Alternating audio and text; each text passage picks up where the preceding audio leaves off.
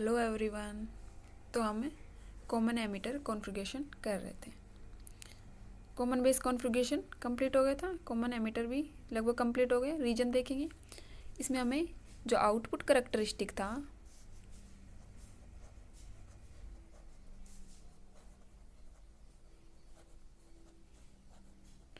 उसमें 3 रीजन मिल रहे थे। एक्टिव रीजन,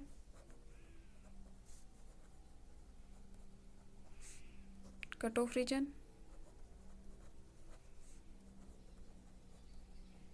और सैचुरेशन रीजन।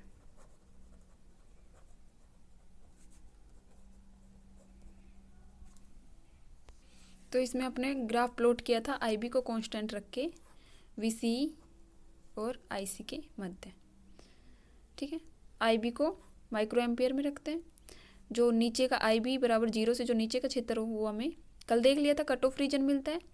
और जो इधर आई 0 से जो ये क्षेत्र होता था वो क्या मिलता था, सैचुरेशन रीजन। और जो ऊपर का क्षेत्र था वो एक्टिव रीजन। तो किस कंडीशन में एक्टिव रीजन मिलता है, जब संग्राहक जो आधार संधि है, कलेक्टर बेस संधि है, वो उसको तो रिवर्स बायस, जो JCB होती है कलेक्टर बेस संधि होती है, उसको तो रिवर्स बायस कर रखते हैं। और जो उत्सर्जक आधार संधि होती है JAB जो संधि होती है उसको फॉरवर्ड बायस रखते हैं। उस कंडीशन में हमें एक्टिव रीजन मिलता है। कट ऑफ रीजन कब मिलता है, जब ये दोनों रिवर्स बायस में हो, जो JCB संधि है और जो JEB संधि है, जो दोनों रिवर्स बायस में हो, उस टाइम हमें कट ऑफ रीजन मिलता है। और सैचुरेशन कब मिलता है, जब ये दोनों संधि फॉरवर्ड बायस में हो। ये बिल्कुल समझ में आ गया। सैचुरेशन दोनों में फॉरवर्ड होएगा, जो JCB और JEB संधि है दोनों फॉरवर्ड बायस में होंगी। कट ऑफ रीजन कब मिलेगा, जब दोनों रिवर्स बायस में होंगी। और एक्टिव रीजन कब मिलेगा, जब JCB संधि तो रिवर्स बायस में हो और JEB फॉरवर्ड बायस में हो। क्लियर है। तो 3 रीजन मिल रहे थे। नेक्स्ट हम देखते हैं करंट एम्पलीफिकेशन फैक्टर, जो धारा प्रवर्धक गुणांक है वो देखते हैं। धारा प्रवर्धक गुणांक एम्पलीफिकेशन फैक्टर।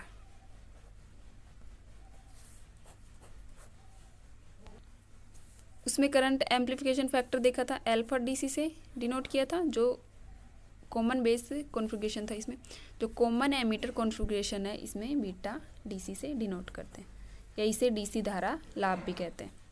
तो DC बराबर जो IC और IB का जो अनुपात होता है VC को कांस्टेंट रखते हैं। ठीक है, जो VC आउटपुट वोल्ट है उसको कांस्टेंट रख के जो IC और IB का जो रेशियो होता है वो बीटा DC कहलाता है। या फिर डायनेमिक स्टेट के लिए देखें तो बीटा DC बराबर delta IC upon delta IB और VCE कांस्टेंट। ये डायनेमिक स्टेट के लिए होगी, इसमें अल्पांश का यूज करते हैं। ठीक है, नेक्स्ट हम देखें, ये क्लियर है। Current amplification factor beta DC से डिनोट करते हैं, इसको DC धारा लाभ भी बोलते हैं। और उसमें करंट एम्पलीफिकेशन अल्फा DC से डिनोट कर रहे थे। अब हम देखें जो बीटा एंड अल्फा में रिलेशन बिटवीन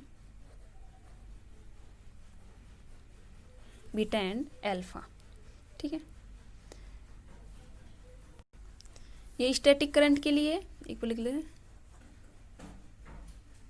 स्टैटिक के लिए, और ये डायनामिक गतिक अवस्था के लिए, और वो स्थिर अवस्था के लिए। ये स्थिर और ये गतिक। ठीक है, तो अपन स्टैटिक में देखेंगे। ठीक है, जो बीटा और अल्फा में रिलेशन देख रहे हैं, हमें पता है जो IB होती थी वो क्या होती थी, IE माइनस IC के बराबर होती थी। अगर I यहाँ से देखें तो IB प्लस IC। ठीक है, दोनों को अगर IC से डिवाइड करें तो I अपॉन IC, दोनों तरफ करते हैं IB upon IC, IC upon IC। ठीक है, ये तो 1 हो जाएगा। तो I upon IC, IB upon IC plus 1। एक बार वो देखो, अल्फा डी सी क्या था, अल्फा डी सी क्या था पीछे, अल्फा डी सी था जो आउटपुट करंट थी और जो इनपुट करंट थी आई ई, इसका रेशियो और वी सी भी कॉन्स्टेंट, ठीक है। तो I E upon I C 1 upon alpha D C हो गया क्योंकि ये उल्टा हो गया, और आई बी अपॉन आई सी ये भी उल्टा 1 अपॉन बीटा डी सी, ठीक है। तो इसकी जगह 1 अपॉन अल्फा डी सी बराबर 1 upon beta D C plus 1, clear है ना। यहाँ से आई सी अपॉन आई का रेशियो है जो अल्फा डी सी के बराबर है, तो आई ई अपॉन आई सी तो इसका उल्टा है, तो 1 upon alpha D C 1 plus beta D C plus 1, ठीक है। अब अल्फा डी सी निकालेंगे तो 1 अपॉन अल्फा डी सी, इसका एलसीएम लेते हैं तो 1 plus beta D C upon beta D C. अगर अल्फा डी सी करें इसको दोनों को ऊपर नीचे कर देते हैं, beta D C upon 1 plus beta D C, ठीक है। ये इक्वेशन अपनी आ गई। तो क्या है अपनी equation, alpha D C equal to beta D C upon 1 plus beta D C, ठीक है। यहाँ से अगर देखें या फिर इसको ऐसे भी लिख सकते हैं, जो अपनी इक्वेशन आई थी, इक्वेशन फर्स्ट हो गई, जो इक्वेशन आ गई थी 1 अपॉन अल्फा डी सी बराबर 1 upon beta D C minus 1, ठीक है। 1 को इधर ले जाएं तो 1 अपॉन बीटा डी सी की फॉर्म में लिखे तो इसको, तो 1 upon alpha D C plus 1, इसका एलसीएम ले तो 1 plus alpha D C upon alpha D C 1 upon beta D C, ये +1 था, ठीक है। इधर जाएगा तो ये -1 की फॉर्म में आएगा, तो यहाँ तो माइनस, क्लियर। तो बीटा डी सी करें तो alpha D C upon 1 minus alpha D C, ये इक्वेशन अपनी 2 आ गई। ये बीटा डी सी को अल्फा डी सी की फॉर्म में आ गई और ये इक्वेशन थी alpha D C beta D C की फॉर्म में, ठीक है। ध्यान रखना अपने स्टैटिक स्टेट के लिए निकाल रहे हैं, स्थिर अवस्था के लिए। नेक्स्ट हम डायनामिक के लिए भी निकालेंगे।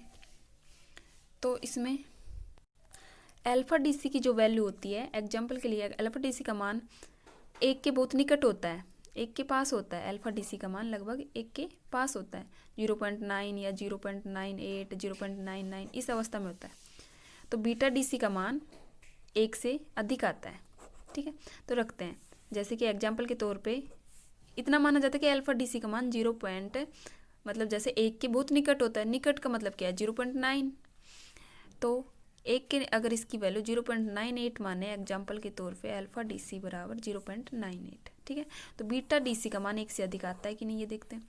तो बीटा डी सी बराबर 0.98 1 माइनस 0.98, तो इसकी वैल्यू हमें बीटा डी सी बराबर 49 मिलती है, तो मतलब 1 से तो बहुत अधिक है।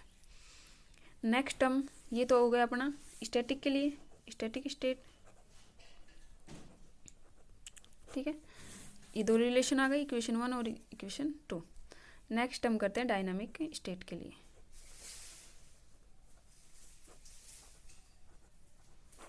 डायनामिक स्टेट के लिए हम कल करेंगे वही डेल्टा ई बराबर delta I B plus delta I C होता है, ठीक है। कर लेते हैं इसको। तो डायनामिक ये होता है, अपन ने कर ही लिया, आई बी आई ई बराबर आई बी प्लस आई सी होता है। तो वही डेल्टा आई सी से इसको डिवाइड कर दिया, तो ये क्या होता था, वो ये alpha A C, dynamic state के लिए अल्फा ए सी क्या था, delta I upon delta I C, sorry I C upon I, और बीटा डी सी क्या था, delta I C upon delta I B, beta A C, dynamic state के लिए ए सी use कर। तो इसकी जगह 1 अपॉन अल्फा ए सी बराबर 1 upon beta A C plus 1। अगर अल्फा ए सी की फॉर्म में लिखें तो क्या आया, इसको उस तरीके से कर दिया, ऊपर कर दिया, पहले इसका एलसीएम लिया और ऊपर कर दिया, beta A C upon 1 plus beta A C. ये इक्वेशन 3 आ गई। और इक्वेशन 4 अगर इसकी फॉर्म में निकालें, इसको बीटा ए सी की फॉर्म में निकालें तो वही same alpha A C 1 minus alpha A C, ये अल्फा है, ठीक है। तो ये इक्वेशन 4 आ गई, ठीक है। इतना कर लिया अपन ने डायनेमिक स्टेट के लिए, अल्फा ए सी निकाल लिया और बीटा ए सी की फॉर्म में, दोनों की फॉर्म निकाल लिया। ये बीटा ए सी निकाला, सेम इसी प्रकार होगा 1 अपॉन बीटा डी सी, फिर इन दोनों का एलसीएम लिया जाएगा। तो इक्वेशन 3rd और 4th मिल गई। क्लियर। अब नेक्स्ट आगे कल करते हैं। Okay, bye bye.